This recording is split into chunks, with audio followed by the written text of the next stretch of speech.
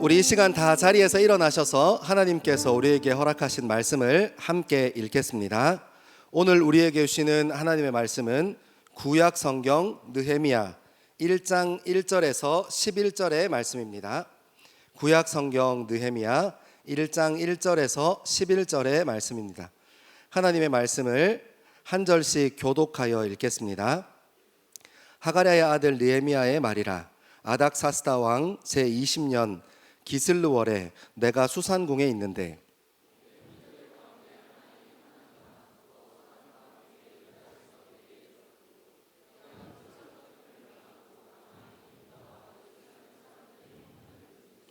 그들이 내게 이르되 사로잡힘을 면하고 남아있는 자들이 그 지방 거기에서 환난을 당하고 능욕을 받으며 예루살렘 성은 허물어지고 성문들은 불탔다 하는지라.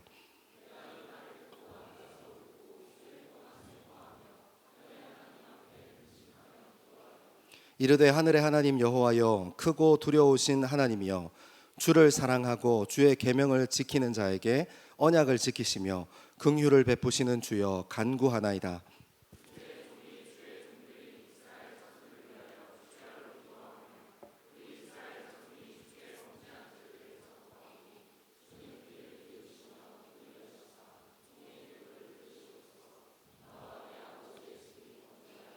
주를 향하여 크게 악을 행하여 주께서 주의 종 모세에게 명령하신 계명과 율례를 지키지 아니하였나이다.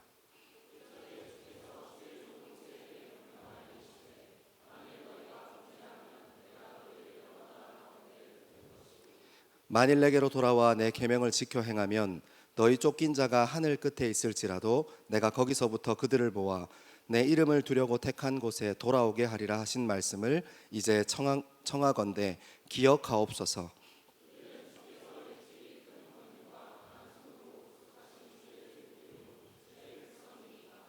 주여 구하오니 귀를 기울이사 종의 기도와 주의 이름을 경외하기를 기뻐하는 종들의 기도를 들으시고 오늘 종이 형통하여 이 사람들 앞에서 은혜를 입게 하옵소서 하였나니 그때에 내가 왕의 술관원이 되었느니라. 아멘. 이 말씀은 살아계신 하나님의 말씀입니다. 아멘. 여러분 큐티 열심히 하고 있죠? 말씀 읽는 일 너무 중요합니다. 내년에 2026년에는 여러분들이 어떻게 하면 큐티를 하고 있는지 안 하고 있는지를 확인하고 추적해서 괴롭힐 수 있는 시스템을 만들어 보려고 합니다. 여러분 말씀 묵상하는 거 중요해요. 여러분 하루에 잠깐이라도 우리의 젊음이 하나님 말씀 앞에 서 있는 일이 굉장히 중요합니다. 그리고 여러분 하나님 말씀 앞에 정말 마음의 중심을 세우고 서 있어 보세요. 3개월만 딱 서 있어 보세요. 여러분 입술에 간증이 있는지 없는지. 여러분 하나님 능력 없으신 분 아니시거든요. 우리가 우리 혈기, 우리 계획, 우리 의, 우리의 열심과 우리의 노력으로 열심히 해봤잖아요. 그래서 한계에 많이 부딪혀 보셨잖아요. 우리가 기도할 때 새로운 젊음을 꿈꾸고 좀 더 나은 젊음을 꿈꾸면서 여러분 기도해 보셨잖아요. 왜 내 인생은 이럴까? 한 번쯤 젊을 때 다 고민해 보셨잖아요.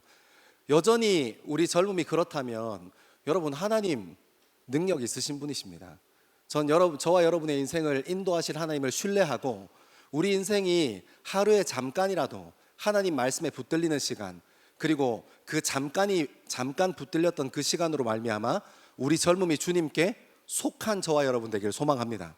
여러분 3개월 안에 반드시 여러분의 입술에 간증이 있을 겁니다. 저는 많거든요. 그런 거 함께 나누고 누리면 좋겠습니다. 우리가 큐티를 쭉 따라 읽고 왔는데 에스라하고 학계를 잠깐 갔다가 느헤미야로 왔어요. 지난주 목요일부터. 그래서 학계는 잠깐 이렇게 해놓고 느헤미야로 들어왔습니다. 그래서 이 시기적인 배경부터 느헤미야와 에스라에 대해서 조금 생각해 보면 좋겠어요. 이 히브리어 성경인 타낙이라는 성경에는 이 에스라서와 느헤미야서가 한 권으로 구성되어 있어요. 두 권으로 이렇게 나누어 있지 않습니다. 시간적으로 이렇게 쭉 순서로 나열해 보면 우리가 읽었던 에스라 1장에서 6장까지가 고레스 원년에 이루어진 일이에요. 이제 바벨론이 페르시아에 멸망하고 난 후에 정권이 바뀌어요. 페르시아 정권으로. 그리고 나서 고레스 원년, 그러니까 그 페르시아 왕이 집권한 처음에 집권 1년 차 때 이제 이스라엘 백성들을 고국으로 돌아갈 수 있도록 칙령을 반포합니다. 이게 고레스 원년의 일이에요. 그때 스룹바벨을 중심으로 해서 1차 귀환자들이 예루살렘으로 돌아옵니다. 그리고 우리가 에스라 7장 읽었잖아요. 에스라 7장부터 에스라 끝인 10장까지는 아닥사스다 왕 7번째 해 5째 달에 하고 에스라 7장 5절에 나와요. 그러니까 그 아닥사스다 왕 7번째 해 5번째 달에 2차 포로기환을 준비하고 진행합니다. 그래서 학사 에스라가 이끄는 2차 귀환팀이 이렇게 이스라엘로 들어가요. 1차와 2차의 사이는 제가 지난번에 설교할 때 말씀드렸었는데 약 60년, 뭐 이렇게 학자들마다 조금씩 다른데 어떤 분들은 57년 정도, 좀 길게 보는 사람은 60년까지 이렇게 해서 뭐 한 약 60년 정도 상간에 1차 포로기환과 2차 포로기환이 일어납니다. 그리고 오늘 우리가 읽었던 느헤미야 1장과 2장을 쭉 읽어보면 이제 느헤미야가 중심이 됐던 귀환이 또 일어나요.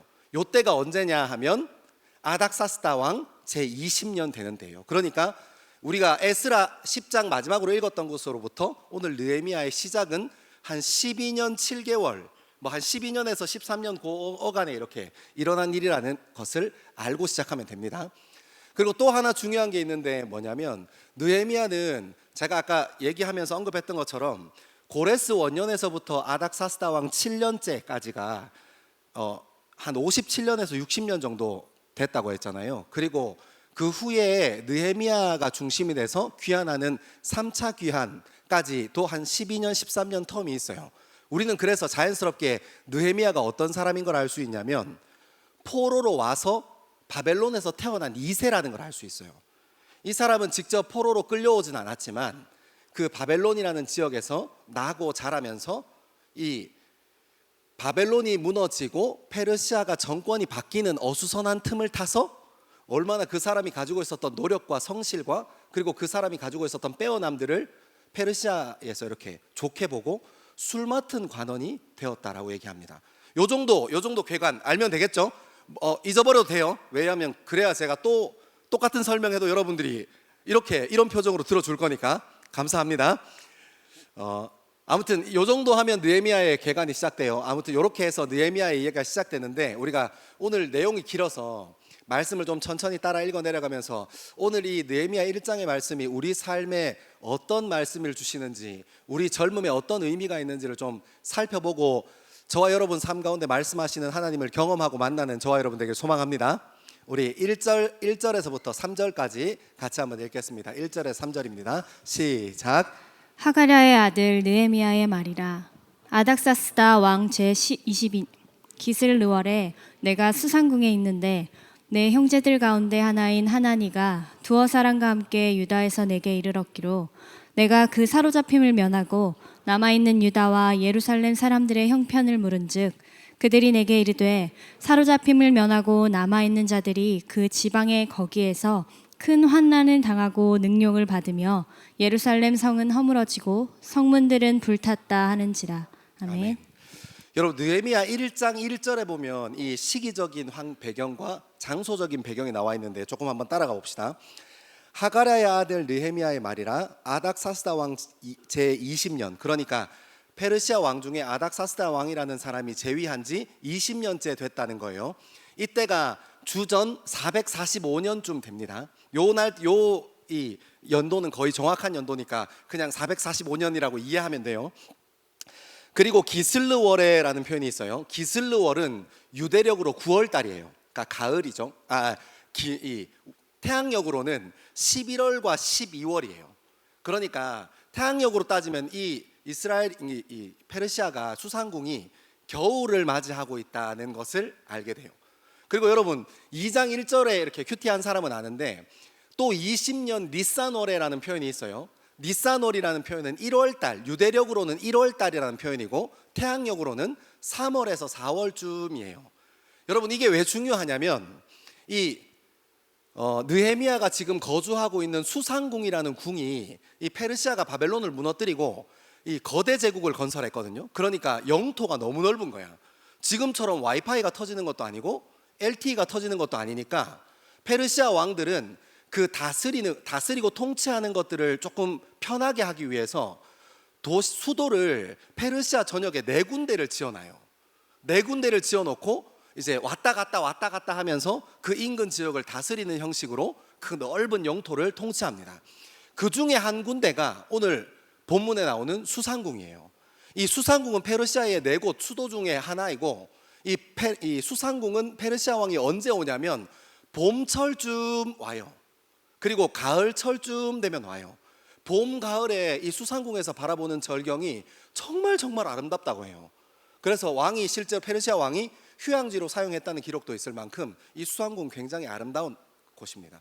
그러니까 지금 오늘 느헤미야가 시작하고 있는 1장 1절에는 기슬르월, 그러니까 유대력으로는 9월이고 태양력으로는 11월 12월 사이라서 겨울이에요. 그럼 이때 왕이 있다 없다? 제가 설교하는 게 너무 어렵습니까? 여러분, 페르시아 왕이 수도를 네 군데를 정해놓고 수산궁에는 봄과 가을로 와요. 봄과 가을로 와요. 알아듣고 있죠? 봄, 가을 어렵지 않죠? 스프링 와요. 아무튼 근데 이제 기슬로월은 태양력으로 11월과 12월 사이 어딘가거든요. 그러니까 겨울이라고요. 그럼 여기에 지금 수산궁에 페르시아 왕이 있겠어요? 없겠어요? 없죠. 근데 2장 1절이 됐어요. 2장 1절에 보면 니산월에라는 표현으로 시작해서 니산월이 태양력으로 3월과 4월 사이거든요. 그러니까 봄이니까 이때는 페르시아 왕이 있겠습니까? 없겠습니까? 여러분, 그래서 아닥사스다 왕이랑 느헤미야가 대화를 시작하는 거예요.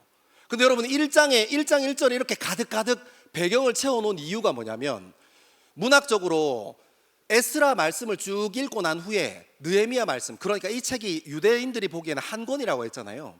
그러니까 여기 이 말씀 에스라를 읽고 난 뒤에 느헤미야를 읽는 사람이 어떤 기대감을 가지도록 이 글이 세팅되어 있냐면, 여러분 에스라 1장에 보면 고레스 왕의 칙령으로 해방이 선포되고 자유가 선포돼요. 그러니까 페르시아 왕을 통해서 이스라엘 민족의 자유가 선포된다고요.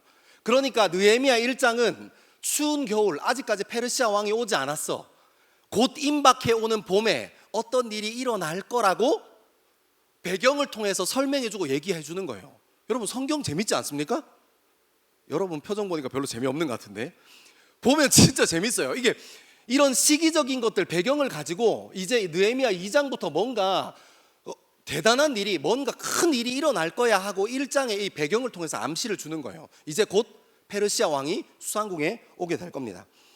그리고 2절에 보면 이래요. 내 형제들 가운데 하나인 하나니가, 이 하나니는 실제로 혈통적으로 느헤미야의 형제였습니다. 이 하나니는 어떤 연유에서인지 알 수 없는데, 느헤미야는 1, 2차 포로기한 때 고향 땅으로 돌아가지 못했는데 하나니는 돌아갔던 사람인 것 같아요. 그래서 하나니가 친구 두세 명이랑 같이 이 수산궁으로 옵니다. 여러분, 이게 성경의 글로 보면 온다는 것 자체가 크게 뭐 대단한 일처럼 보이지 않는데, 수산궁으로, 페르시아 수도였던 수산궁에서부터 예루살렘까지 지도상, 여러분 변위거리라는 말이 무슨 말인 줄 알아요? 지도 위에 딱 자대놓고 산이랑 뭐 꼬불꼬불 거리는 계곡이랑 이런 거 셈 안 하고 지도 위에 자를 딱 얹어놓고 잰 거리를 변위거리라고 해요. 변위거리로 1400km예요.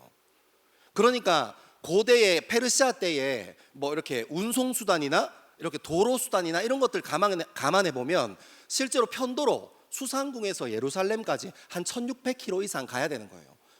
그렇게 긴 여정을 마치고 온 사람한테 제일 먼저 뭘 해줘야겠습니까? 숙소를 마련해주고 쉬라고 하거나, 아니면 그 혈통이 왔으니까 이 예루살렘에서 먹지 못하는 이 페르시아의 산의 진미 같은 것들을 좀 준비하고 세팅해서 밥 먹고 좀 쉬자 해야 되는데 2절에 보면 이렇게 얘기합니다.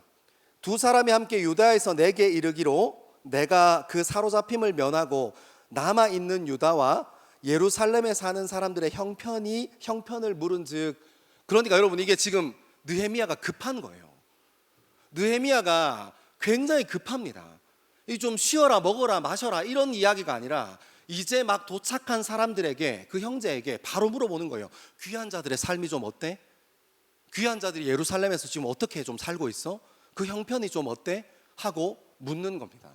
여러분, 여기서 느헤미야가 이 민족과 그 나라에 대해서 얼마나 애틋한 마음을 가지고 있는지 조금 엿볼 수 있어요.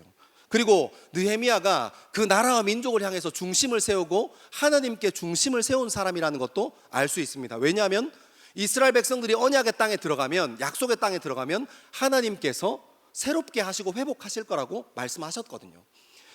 그리고 여러분 3절에 오면 그들이 내게 이르되 사로잡힘을 면하고 남아있는 자들이 그 지방 거기에서 큰 환난을 당하고 능욕을 받으며 예루살렘 성은 허물어지고 성문은 불탔다 하는지라 하고 그들의 형편에 대해 설명해 줍니다. 이게 무슨 말입니까? 이제 약속의 땅에, 언약의 땅에 다시 들어가면 다시 그 성읍들을 회복하고 성벽도 다 잘 짓고 성전도 회복해야 되는데, 여러분 우리가 에스라서 이게 쭉 읽으면서 어떤 일이 있었습니까? 먼저는 생각지도 못한 그 땅에 포로로 끌려가지 않고 남아 있었던 사람들에 의해서 성벽을 건축하는 일이 방해받아요. 생각지도 못한 복병을 만나서 성벽을 제대로 짓지 못합니다. 그리고 우리가 지난주에 읽었던 에스라 7장에는 어떤 얘기 있었습니까? 8장에는 어떤 얘기 있었습니까? 여전히 끊어지지 않은 이방인들과의 통혼 문제가 그대로 남아 있었던 거예요. 그러니까 그 일들을 하난이라는 이 혈통적으로 형제가 느헤미야에게 쭉 설명해 주는 겁니다.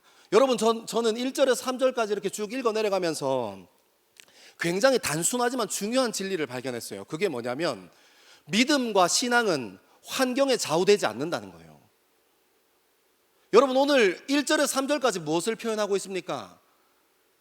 느헤미야가 이제 곧 페르시아 왕이 그 수상궁에 이르면 뭔가 크고 위대한 일이 일어날 거라는 것처럼 이제 그것을 준비하고 있는 그 배경이 쭉 설명되고 있습니다. 이제 뭔가 빵 하고 터지기 직전에 그 터지는 것을 위해서 퍼즐이 맞춰지는 것처럼 일이 하나하나씩 딱딱딱딱 맞아 떨어져 가고 있어요. 근데 그 땅이 어디냐면 페르시아 땅 수상궁이라고요. 근데 여러분 이스라엘 사람들은 1, 2차 귀환을 통해서 그 약속의 땅, 언약의 땅에 갔는데 여전히 성벽은 제대로 재건되지 못하고 성전도 제대로 재건되지 못하고 여전히 이방인들과 통혼 문제가 해결되지 않은 상태로 그대로 남아 있다는 거예요. 여러분 우리 믿음과 신앙이 장소와 환경에 흔들리지 않는다는 것을 다시 한번 주목하게 되기를 소망합니다. 왜 그렇습니까? 우리도 직장에서나 학교에서 그럴 때 있어요. 저도 어릴 때 그랬던 것 같아요. 정말 좋은 믿음의 동력자 한 사람만 더 있으면 같이 기도하고 예배할 수 있을 텐데, 같은 마음 품은 가정에서 같은 마음 품고 정말 뜨겁게 기도할 사람 한 사람만 있으면, 엄마든지 아빠든지 형제든지 자매든지 한 사람만 있으면 내가 먼저 기도하는 생활도 시작하고 가정 예배도 시작하고 이렇게 할 텐데, 여러분 우리 직장에서 어떻습니까? 좋은 믿음의 상사 한 사람만 만나면 내가 믿는 사람인 그대로, 내가 평소에 살던 그대로 살면서 행동할 수 있을 텐데 하고, 여러분 우리 믿음의 동력자를 위해서 기도하지 않습니까? 여러분 믿음의 동력자를 위해서 기도해야겠지만 그것으로 우리 믿음과 신앙이 좌지우지 되지 않는다는 것을 오늘 본문을 통해서 발견하게 되기를 소망합니다. 여러분이 학교에서, 여러분이 가정에서, 여러분이 직장에서 예배하는 한 사람이 되기를 소망합니다. 환경과 이 믿음과 신앙이라는 것은 환경과 상황에 흔들리는 것이 아닙니다. 그냥 그 자리에서 그리스도인으로 사는 것입니다. 여러분 환경과 상황에 우리의 믿음과 신앙이 흔들리고 무너지는 것이 아닙니다. 하나님께서 불러주신 그곳이 가정이든 학교든 직장이든 그곳에서 우리가 작은 예수로 살아가는 것입니다. 어떻게 해요? 하나님께서 우리에게 맡겨주신 십자가를 지고요. 여러분 그런데 우리는 어떻습니까? 계속해서 좋은 환경을 찾습니다. 여러분 환경이 좋으면 예배하는데 도움 받습니다. 그 사실입니다. 부정할 수 없는 사실이에요. 그래서 교회들마다 좋은 예배를 세팅하기 위해서 얼마나 노력하고 힘쓰고 애쓰는지 모릅니다. 하지만 여러분 기억하십시오. 그게 우리 믿음과 신앙의 전부가 아니라는 겁니다. 여러분 그런 것이 우리의 믿음과 신앙을 흔들 수 없다는 것을 믿게 되기를 소망합니다. 여러분이 어디에 있든지 무엇을 하든지 한 사람의 예배자로서는 저와 여러분 되기를 소망합니다. 우리 4절 말씀 같이 한번 읽겠습니다. 4절입니다. 시작. 내가 이 말을 듣고 앉아서 울고 수일 동안 슬퍼하며 하늘의 하나님 앞에 금식하며 기도하여. 아멘. 아멘. 여러분 이제 느헤미야가 기도의 자리로 들어갑니다. 4절은 이렇게 표현합니다. 내가 이 말을 듣고 그 자리에서 앉은 겁니다. 수일 동안 슬퍼하고 하나님 앞에서 금식하고 기도한다 하고 얘기합니다. 왜 그 자리에 주저앉아서 울고 있습니까? 왜 금식합니까? 왜 하나님 앞에서 금식합니까? 느헤미야가 꿈꾸고 소망하던 그 소망이 흔들린 것입니다. 어떤 소망이요? 하나님께서 믿음의 사람들을 반드시 지켜내실 거야. 하나님께서 예루살렘 땅에 들어가서 그 민족과 그 나라를 회복시켜 주실 거야 했던 그 믿음과 그 소망이 흔들리기 때문입니다. 그래서 그 자리에서 느헤미야는 앉아서 수위를 울고, 그냥 몇 시간 울고 일어난 게 아니라 수위를 울고 있습니다. 그리고 하나님 앞에서 금식하고 기도하기 시작합니다. 여러분, 무엇입니까? 사랑하는 것입니다. 아멘 하세요? 여러분, 어떻게 느헤미야가 수일 동안 그 자리에서 울 수 있습니까? 느헤미야가 1, 2차 포로기한 하는 거 다 눈으로 지켜봤습니까? 아니면 그 사람들, 포로로 잡혀 있다가 귀환한 사람들 한 사람이라도 깊은 관계 속에 있다는 얘기가 성경에 어디 있습니까? 느헤미야는 하나님의 백성, 그리고 그 하나님의 나라, 그리고 하나님께서 선택하신 그 민족을 향한 뜨거운 사랑하는 마음이 있었던 겁니다. 하나님께서 반드시 회복하시겠다 약속하셨던 그 민족에 대한 믿음이 있었던 겁니다. 그러니까 느헤미야는 어떻게 합니까? 그 자리에서 앉아서 수위를 웁니다. 사랑하는 여러분, 저는 이 말씀이 살아서 여전히 우리 삶 가운데도 똑같이 역사한다는 것을 발견합니다. 무엇입니까? 여러분, 우리도 우리 젊음의 때에 우리 젊음을 위해서 심하게 고민하고 깊이 고민하고 기도의 자리로 나가는 때가 있습니다. 주님, 저 어떻게 살아야 합니까? 저는 무엇을 하며 살아야 합니까? 주님, 도대체 날 무엇을 위해서 부르셨습니까? 하고 나를 정말 사랑해서 나를 위해서 기도의 자리로 나가는 때가 있습니다. 여러분, 때로는 우리 인생에 어떤 때가 있습니까? 하나님께서 주신 시선, 하나님께서 주신 마음에 사로잡혀서 공동체를 향해서 마음이 쏟아질 때가 있습니다. 아니, 우리 공동체가 정말 이것만 좀 변하면 정말 회복할 수 있을 텐데, 정말 뜨거운 공동체로 거듭날 수 있을 텐데, 우리 공동체가 이런 부분만 조금만 고쳐지면, 이런 아픔만 조금 극복하고 나면 정말 우리 공동체가 하나님 앞에 기쁨 되는 공동체 될 수 있을 텐데, 우리 가정이 아빠의 이런 모습만 조금만 수정되면, 엄마의 이런 모습만 조금만 수정되면, 우리의 삶이 조금만 이렇게 변하면, 믿음의 삶으로 중심 잡고 변하면 이 가정 주님 앞에 정말 아름답게 예배하는 공동체로, 쓰임받는 공동체로 살 수 있을 텐데 하는 절박한 마음 가지고 기도할 때가 있지 않습니까? 사랑해서 기도의 자리로 들어가는 것입니다. 여러분, 내 인생을 사랑하고 하나님께서 허락하신 내 공동체를 사랑하고 내 가정을 사랑해서 그 수일 우는 그 자리로, 하나님 앞에 금식하는 절박한 자리로 들어가는 것입니다. 사랑하는 여러분, 기도의 자리는 사랑하는 것입니다. 근데 여러분, 어떻습니까? 우리 인생은 어떻습니까? 기도의 자리도 잘 찾아보기 힘들고, 기도의 자리로 들어가도 사랑하는 것을 다 잃어버렸습니다. 그래서 여러분, 기도하면서 내 혈기대로, 내 의대로 살아버려요. 내가 가지고 있는 기준 가지고 비판하고, 내가 가지고 있는 기준 가지고 정죄해버리고. 이거 누가 제일 잘하는지 아십니까? 제가 제일 잘해요. 제가 이 말씀 묵상하다가 진짜 얼마나 많이 제 가슴을 치고 통회하고 애통했는지 몰라요. 그 사람에 대한 사랑하는 마음은 온데간데 잃어버리고, 이거 이렇게 하면 안 되는 거잖아, 이거 이렇게 해야 되는 거잖아, 이것만 하고 있는 제 모습이 하나님 말씀 묵상하는 이 앞에서 제 마음에 막 이 말씀이 쏟아지는데, 내 인생이 온통 정죄랑 비판, 혈기랑 의만 남았더라고요.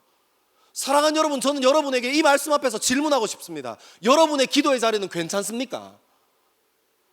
여러분의 기도의 자리는 여전히 가족을 사랑하고 배우자가 없구나. 여러분의 기도의 자리는 형제들을 사랑하고 자매들을 사랑하고 공동체를 사랑하고 있습니까? 혹시 여러분 이 자리에 앉아서 수백 명이 모여서 예배하고 있는 이 자리에서 너는 너, 나는 나 이러고 있는 거 아닙니까?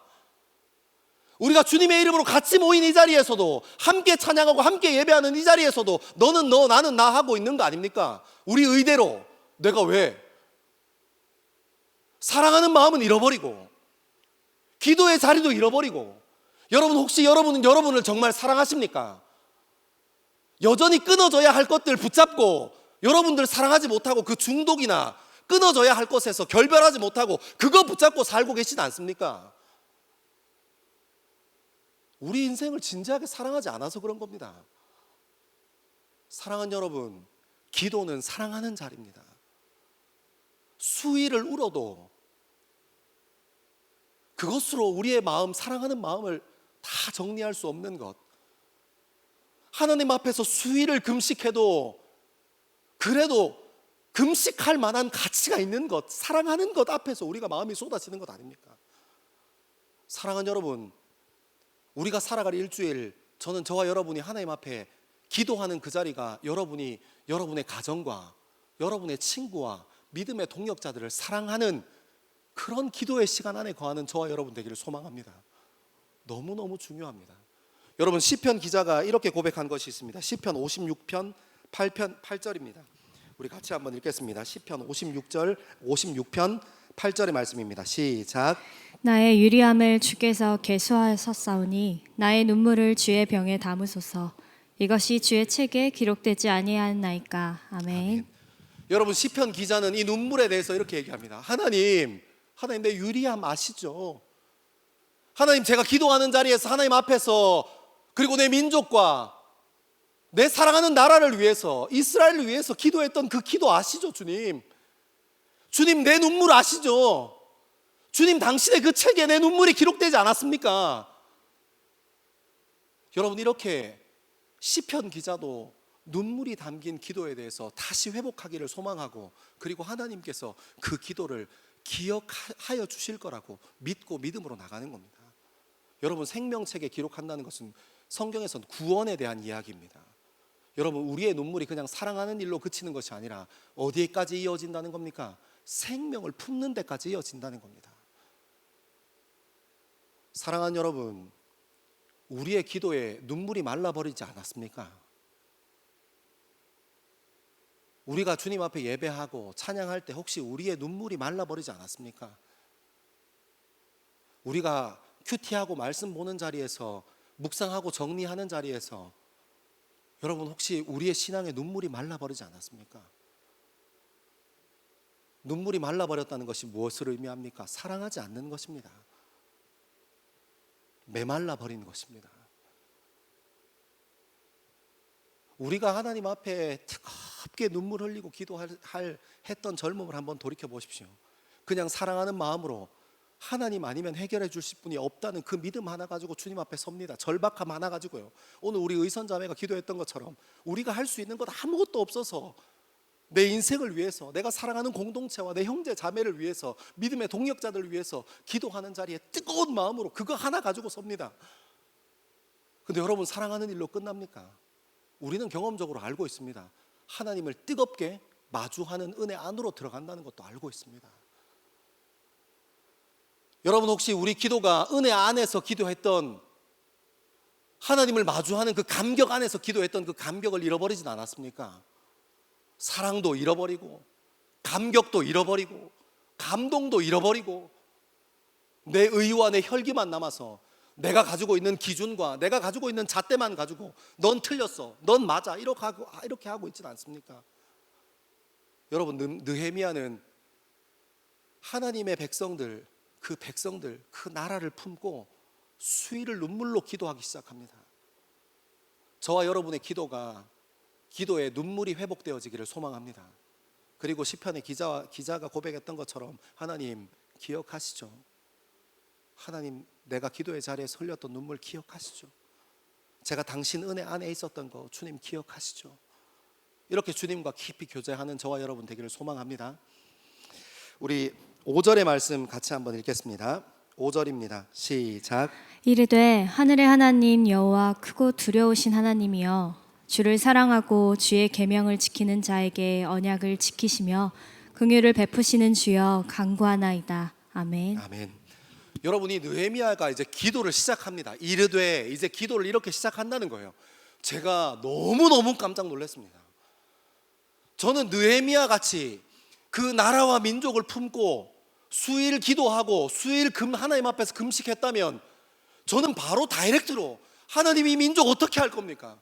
주님이 민족을 긍휼히 여겨주시고 불쌍히 여겨주셔야 되는 거 아닙니까? 하고 이렇게 바로 본론으로 들어갈 줄 알았는데, 정말 아이러니하게도 그 눈물의 자리에서, 그 배고픔과 금식의 자리에서 뭐라고 고백하냐면, 하늘의 하나님 여호와여, 크고 두려우신 하나님이여, 주를 사랑하고 주의 계명을 지키는 자에게 언약을 지키시며 긍휼을 베푸시는 주여 얘기합니다. 무슨 고백하는 겁니까? 갑자기 그 기도의 내용이 아니라 내가 누구에게 기도를 드리고 있는가?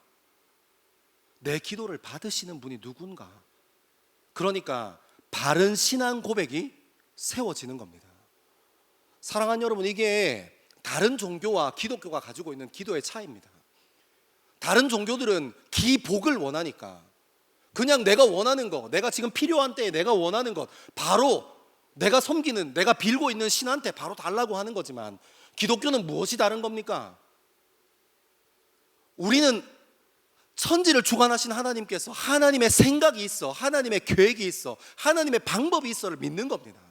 그러니까 우리가 기도를 시작하면서 가장 먼저 하는 것이 무엇입니까? 바른 신앙 고백입니다. 사랑하는 여러분, 이 바른 신앙 고백은 너무 중요합니다. 우리가 교회 되었다, 우리가 그리스도인 되었다 할 때 이 그리스도인 된 것, 교회 된 것이 무엇입니까? 그냥 일주일에 한번 예배 나와서 여기 앉아 있다가 찬양할 때 찬양하고, 말씀 들을 때 말씀 듣고, 결단할 때 기도 열심히 한번 하고 돌아가면 여러분이 교회 된 것입니까? 여러분이 그리스도인 된 것입니까? 아닙니다. 그렇지 않습니다. 교회 되었다는 것이 무엇입니까? 바른 신앙 고백 위에 서 있는 것입니다. 그리스도인 되었다는 것은 무엇입니까? 바른 신앙 고백 위에 서 있다는 겁니다. 그 바른 신앙 고백이라는 게 무엇입니까?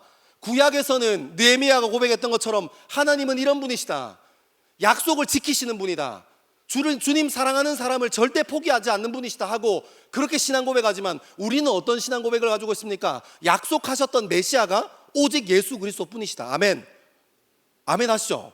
신천지 없죠? 일단 신천지도 아멘 하십시오.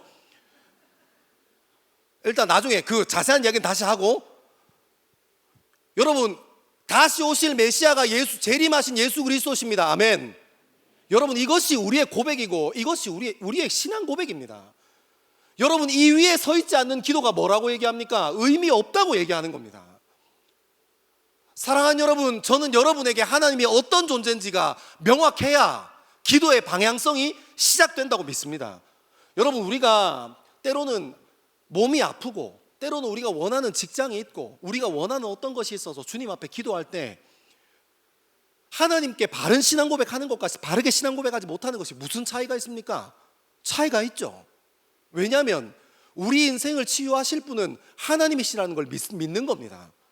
그리고 심지어 내가 그것이 필요해서 주님 앞에 나올 때 그 자리까지 누구에게 인도받아서 나왔다고 믿는 겁니까? 하나님께서 나를 기도의 자리로 부르셨다고 믿는 겁니다. 여러분, 우리의 이 기독교는 일반 종교와 같지 않습니다. 하나님께서 우리 인생을 기도의 자리로 부르신다면 심지어는 그 기도의 자리까지 주관하시는 분이 하나님임을 믿는 것입니다. 예수 그리스도가 우리 구원되심을 믿는 것입니다. 그러니까 여러분, 기도 내용이 달라질 수밖에요.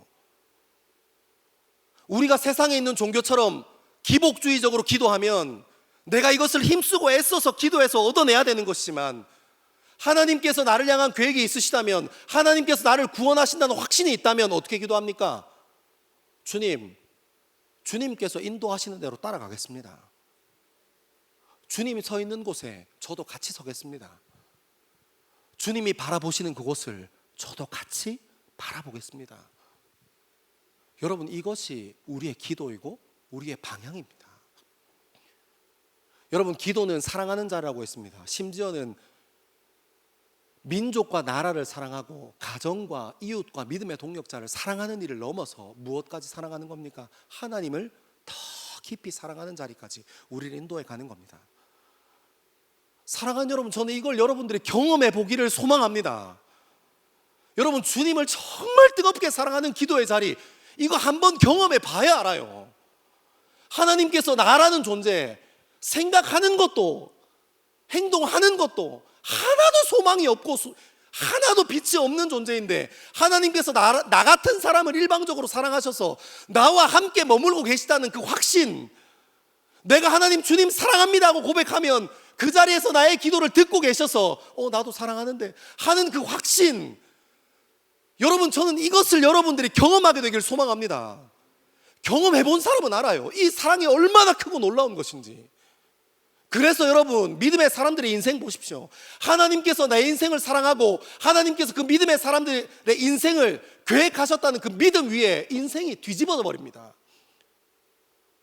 사랑하는 여러분, 저는 저와 여러분이 바른 신앙 고백 위에 기도를 세워서 하나님을 뜨겁게 사랑하고 하나님께서 붙여주신 이웃과 가정을 사랑하는 저와 여러분 되기를 소망합니다. 우리 조금 더 나가봅시다. 우리 6절에서 7절입니다. 6절에서 7절 같이 읽겠습니다. 시작. 이제 종이 주의 종들인 이스라엘 자손을 위하여 주야로 기도하오며 우리 이스라엘 자손이 주께 범죄한 죄들을 자복하오니 주는 귀를 기울이시며 눈을 여시사 종의 기도를 들으시옵소서. 나와 내 아버지의 집이 범죄하여 주를 향하여 크게 악을 행하며 주께서 주의 종 모세에게 명령하신 계명과 율례와 규례를 지키지 아니하였나이다. 아멘. 아멘. 여러분 조금만 작게 할게요. 제가 소리를 너무 질러가지고 목이 너무 아프네요. 죄송합니다. 6절에서 7절에 이렇게 얘기합니다. 이제 주의 종인들 종들인 이스라엘 자손들을 위하여 주야로 기도하오니 우리 이스라엘 자손이 주께 범죄한 죄들을 자복하오니 주는 귀 기울이시며 눈을 여시사 종의 기도를 들으시옵소서. 여러분, 이 구조 지난주에 본 것 같지 않습니까? 느헤미야가 에스라와 똑같이 기도하는 겁니다. 어떻게 해요? 나는 죄 없어, 네가 죄 지었지가 아니라 이스라엘이 범죄한 죄를 내 죄로 품고 기도하기 시작하는 겁니다. 여러분, 우리라는 모티브에 대해서는 지난주에 생각해 봤으니까 오늘은 조금 다른 것 생각해 보고 싶어요. 사랑하는 여러분, 여러분 냉정하게 한번 여러분의 주위를 둘러서 눈을 열어서 한번 보면 좋겠어요. 이 세상의 가치를 따라 사는 사람들이 어떻게 살아가는지요. 여러분, 전 여러분들에게 정치적인 이야기, 정치의 색깔에 대한 이야기 하고 싶지 않아요. 근데 여러분, 유튜브나 TV를 통해서 정치하는 사람들의 이야기를 보면 저는 가끔 그런 생각 들어요. 저 사람들이 그래도 대한민국의 엘리트 집단이라고 스스로 자부하는 사람들인데 부끄러운 줄 모르는 것 같아요. 본인들이 하는 말, 본인들이 하는 행동, 본인들이 하는 결단을 부끄러운지 모르는 것 같아요. 어떻게 합니까? 우리는 다 져버렸습니다. 다 너 때문이고 네 탓이고 이게 문제고 네가 문제야 하고요. 정치하는 사람들만 그렇습니까? 직장 상사들은 어떻습니까? 여러분, 우리가 직장에서 만나게 된 상사들 조금만 애매한 일 있으면 어떻게 해요? 내가 안 했는데? 내 탓 아닌데? 이렇게 하고 아랫사람을 아주 곤란한 자리에 밀어 넣어버립니다. 여러분, 학교는 어떻습니까? 제가 진짜 마음 아파하는 말 중에 이런 말이 있습니다. 스승을 잃어버린 세상. 여러분, 어른을 잃어버렸어요. 어른들이 다음 세대를 향해서 마음 쏟기를 그만둔 세대입니다. 선생님을 잃어버렸어요. 선생님들도 자기가 조금만 불리하면 언제든지 자기 제자들을 난처한 곳으로 밀어낼 준비를 하고 있는 사람들입니다. 이제 우리는 없어졌어요. 예전처럼 어른들이 아이들을 품는, 높은 사람들이 낮은 사람들을 품는 세상은 많이 없어진 것 같아요.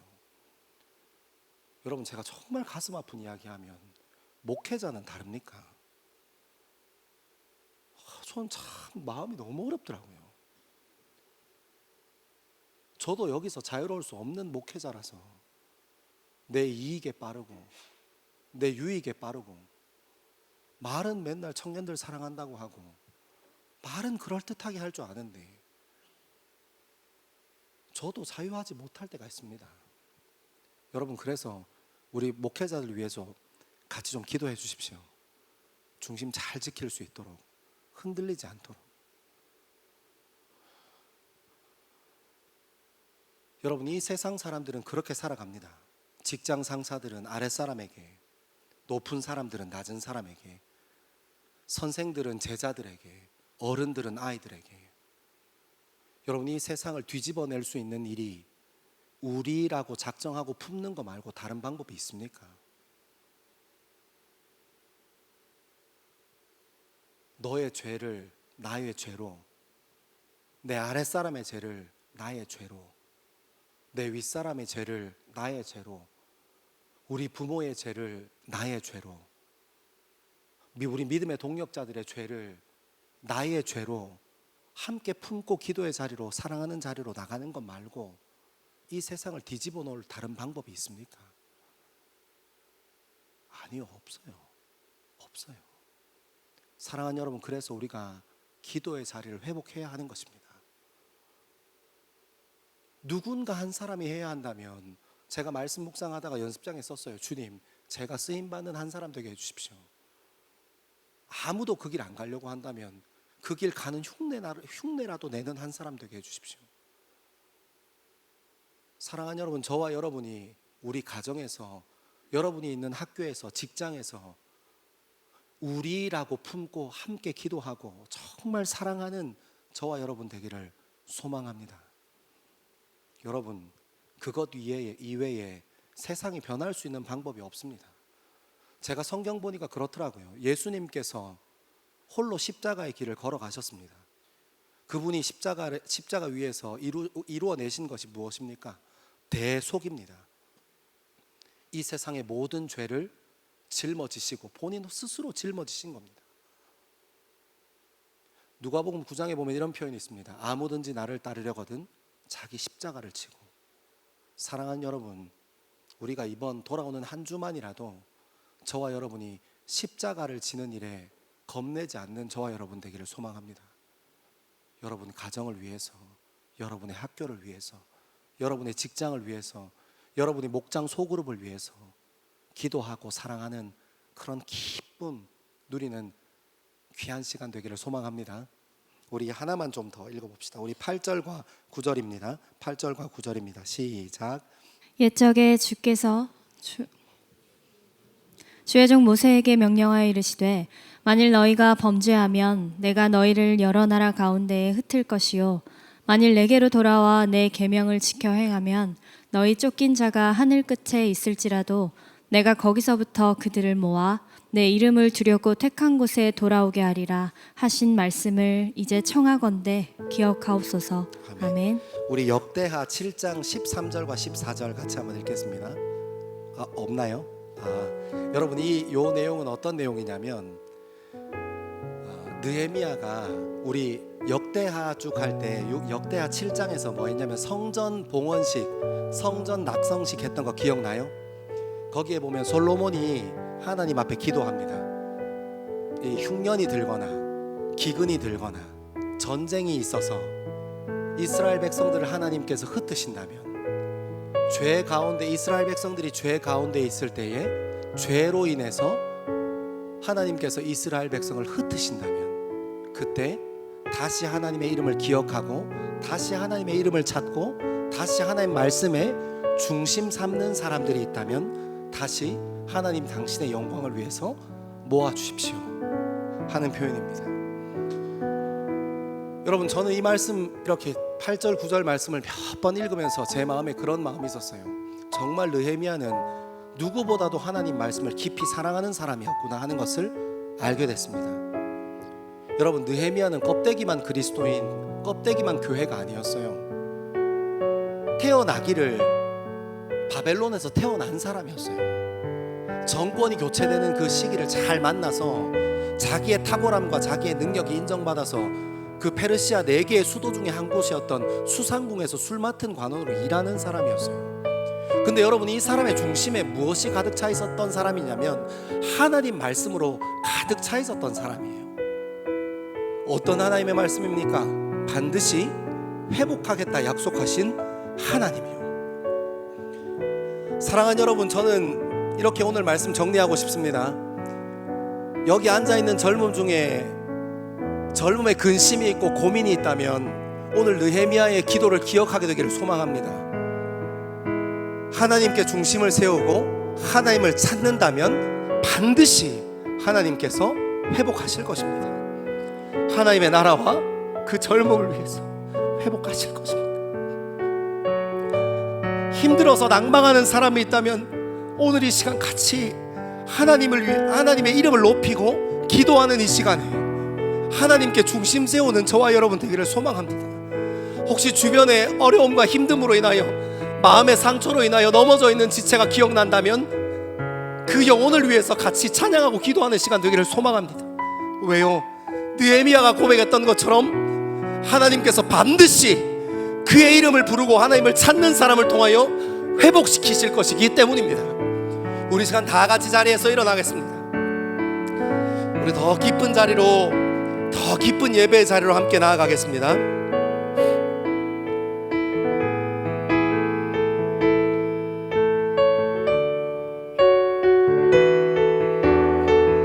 나의 백성이 겸비하여, 나의 백성이 다 겸비하여 내게 기도하며 나의 얼굴을 구하여서 그 악한 길 떠나며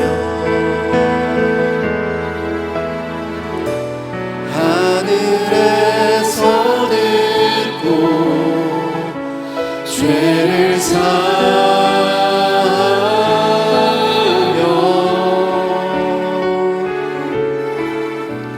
그들의 땅을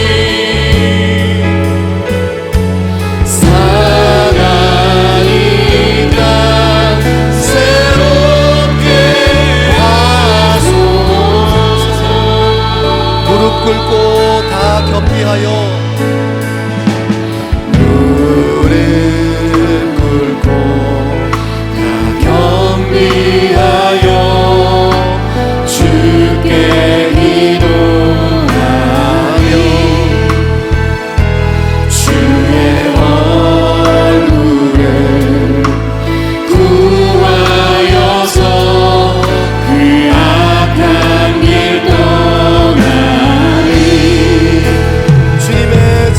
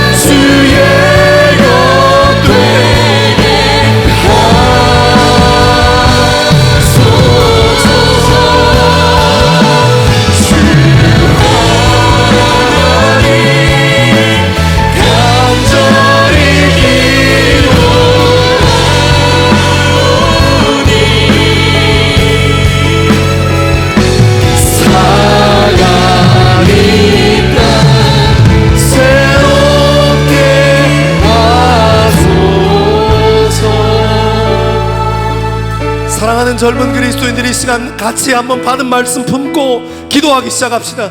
먼저 기도할 때 우리의 신앙이 환경과 상황에 흔들리지 않도록 하나님께 우리의 중심과 우리의 삶과 우리의 젊음을 드러내는 귀한 믿음의 그리스도인들 되도록 같이 한번 결단하고 기도하고, 더 나아가서 하나님께서 허락하신 우리 젊음 가운데에 하나님께서 이끄시는 그 기도의 자리, 사랑하는 자리로 우리의 기도의 자리를 세워주옵시고, 우리에게 맡겨주신 믿음의 동역자를 위하여, 가정을 위하여, 학교를 위하여 사랑하는 마음 가지고 그들을 품고 기도하는 사람 될 수 있기를 간절히 결단하며 기도하기를 소망합니다.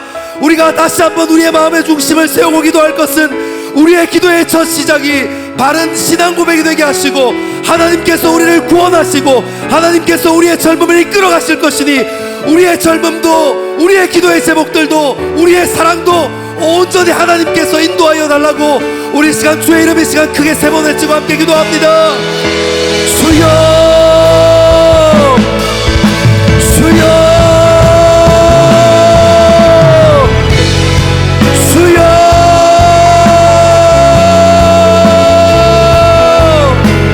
아버지 하나님, 아버지 하나님, 하나님 우리의 신앙과 믿음이 환경에 흔들리지 아니하게 주님 인도하여 주옵소서. 하나님 우리의 삶이 주님 앞에 세워져 갈 수 있게 주님 인도하여 주시고, 하나님 환경과 상황에 흔들리지 아니하고 주님 바라본 우리 젊음 되어질 수 있게 주님 인도하여 주옵소서.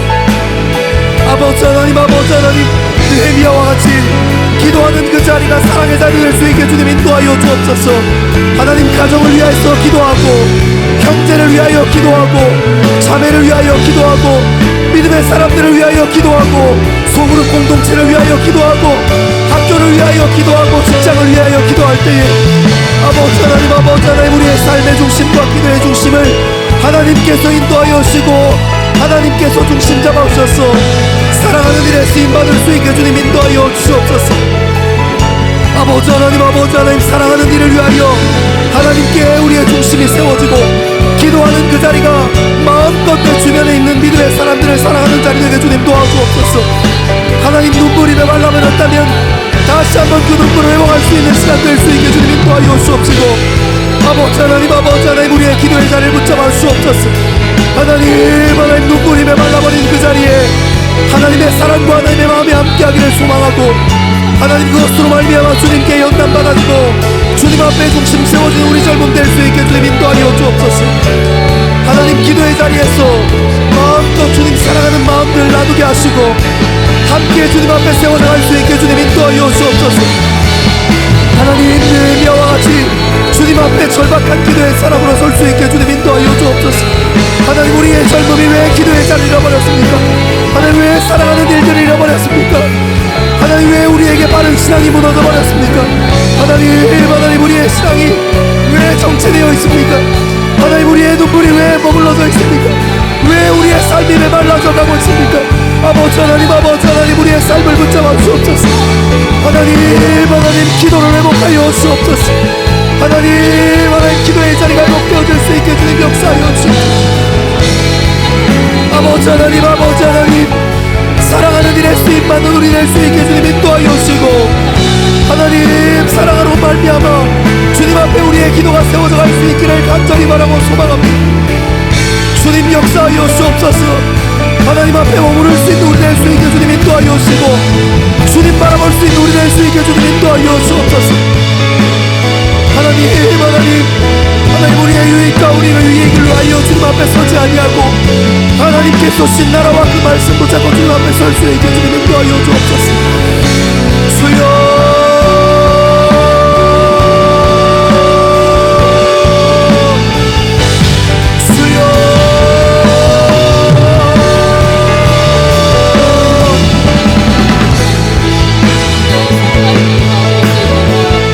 하나님, 아버지 하나님, 우리의 기도를 회복시키십시오. 주님 우리와 함께하여 주십시오.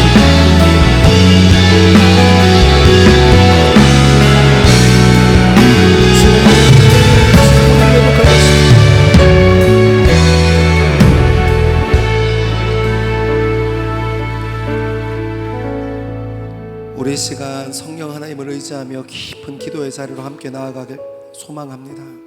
특별히 함께 나아갈 때 우리가 붙잡고 성령 하나님의 임재 가운데로 들어가고 싶은 것은 사랑하는 하나님, 우리 기도에 감격이 메말라 버렸습니다.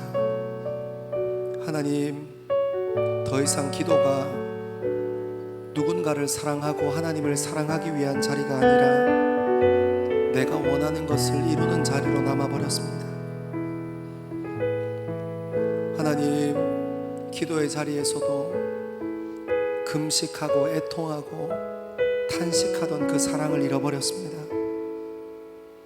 하나님, 이제 우리 젊음의 기도의 자리에 눈물이 말라버렸습니다.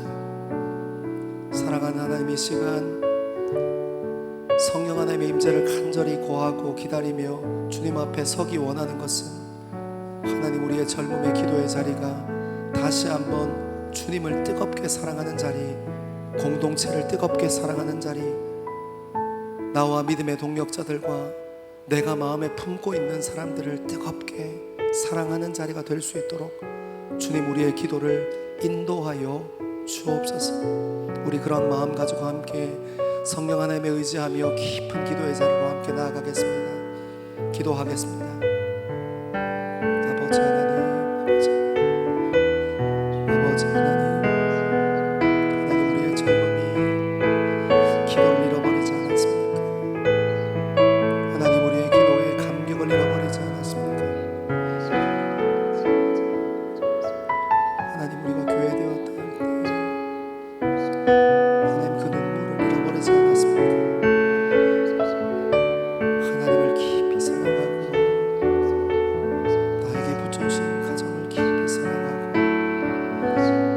공동체를 사랑하고 주님 앞에 설 수 있게 좀 인도하여 주옵소서. 메말라버린 눈물과 혈기와 의만 남은 내 주장, 그것으로 주님 앞에 서지 아니하고 하나님으로 말미암아 주님 앞에 설 수 있게 주님 인도하여 주시옵소서. 아버지 하나님, 아버지 하나님, 하나님 당신이 필요합니다. 회복하신 하나님 당신이 필요합니다. 주님 역사하여 주시옵소서. 아버지 하나님, 아버지 하나님, 하나님, 우리의 기도의 자리가 메말라 있다면, 하나님으로 만족하지 않다면, 내가 원하는 것을 나열하는 일에 급급한 기도의 자리라면, 아버지 하나님, 우리의 자리를 붙잡아 주시고 다시 한번 사랑으로, 다시 한번 회복으로 채워주시기를 간절히 바라고 소망합니다. 주님 인도하여 주시옵소서. 주님 우리와 함께하여 주시옵소서. 아버지 하나님, 아버지 하나님, 가정이 회복되어야 할 젊음이 있고 인생이 회복되어야 할 젊음이 있고 주님 앞에 서야 할 젊음이 있는데, 하나님 그 자리에서 주님의 이름을 잡고 주님을 부를 때 하나님께서 우리의 기도를 인도하여 주시고 사랑하는 일에 쓰임받는 기도의 제목을 낼 수 있게 주님 인도하여 주시고, 아버지 하나님으로 만족하고 주님께서 우리 인생의 구원 되시니 그분이 인도하시는 그 길로 따라 나가기를 소망하는 우리 되어질 수 있게 주님 인도하여 주시옵소서. 하나님, 하나님, 우리의 기도가 주님 앞에 설 수 있는 기도 낼 수 있게 주님 인도하여 주옵소서. 주님 인도하여 주시옵소서.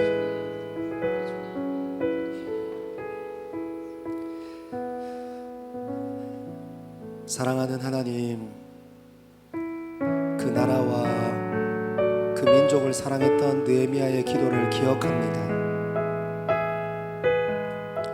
우리의 젊음에도 느헤미야와 같이 사랑의 자리를 기도의 자리로 회복시켜 주시고, 우리가 구하고 우리가 원하는 것을 넘어 주님을 뜨겁게 사랑하고 내게 맡겨주신 이웃을 뜨겁게 사랑하고 우리와 함께하는 공동체를 뜨겁게 사랑하는 자리 될 수 있도록 하나님 인도하여 주옵소서.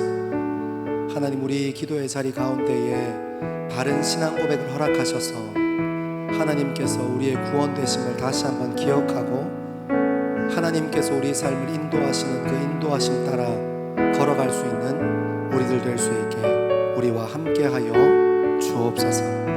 감사합니다. 이 모든 말씀을 사랑하는 예수님 이름으로 기도합니다. 아멘.